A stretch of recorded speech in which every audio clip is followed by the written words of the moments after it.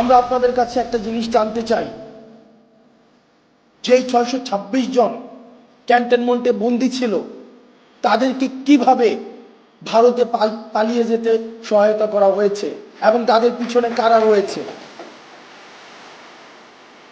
আপনারা নিজেরাই দেখেন, আমরা এই বিষয়গুলো জানি।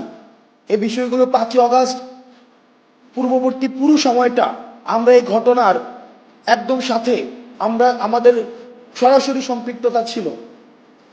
মিড রেঞ্জের যে অফিসারগুলা ছিল এবং সৈনিকরা ছিল, কোর্ট মার্শালকে সামনে রেখে জেনারেলের বিরুদ্ধে গিয়ে তারা ছাত্র জনতার পক্ষে রাস্তায় নেমে এসেছিল। আমরা তাদের প্রতি আমাদের দায়বদ্ধতা অনুভব করি।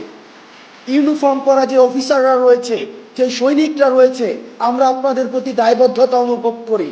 আপনাদের দায়বদ্ধতার জায়গা থেকে আপনারা নিশ্চিত করবেন যে এই 626 জন যারা এই ফেসিবাদের এনাবলার ছিল, কোলাবোরেটর ছিল, এই ফেসিবাদের যারা পৃষ্ঠপোষকতা দিয়েছে, যারা এই ফেসিবাদকে ডালপালা আকারে মহিরূপে গড়ে উঠতে সহায়তা করেছে, তাদেরকে কারা সীমান্ত পাড়ি দিয়ে আজকে ভারতে একটা সেফ এক্সিট করে দিয়েছিল, আপনারা সেই বিষয়টিকে নিশ্চিত করবেন।